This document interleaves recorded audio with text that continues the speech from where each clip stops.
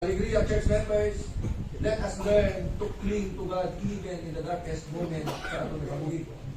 Si Lady White, only those who have been diligent students of the scriptures who have received the love of the truth grounded in the Bible will be shielded from the delusion sa katapusan ng mga adlaw.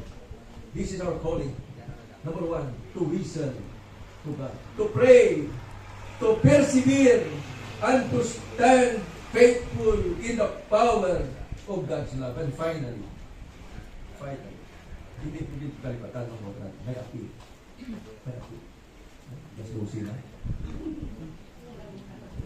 Mga kotoran, I will not let thee go. Brethren, are you wrestling with your guilt, weakness, fear, and doubt capitalism? Lord, I will not let you go. Do not give up in the night of triumph. Hold on, for the blessing is near. Amen? Amen. Let us hold on, Alegria Church, for the blessing is near. The dawn is about to break. Psalm 125, 6 verse 5. They that sow in tears shall reap in joy. Let every heart say today, as Jacob did, I will not let you go, Lord, except you bless.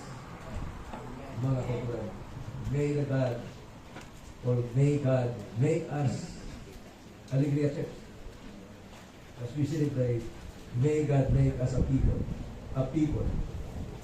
who cling to Him with unyielding faith, who walk with Him in obedience, and who boldly proclaim His love to the world of God.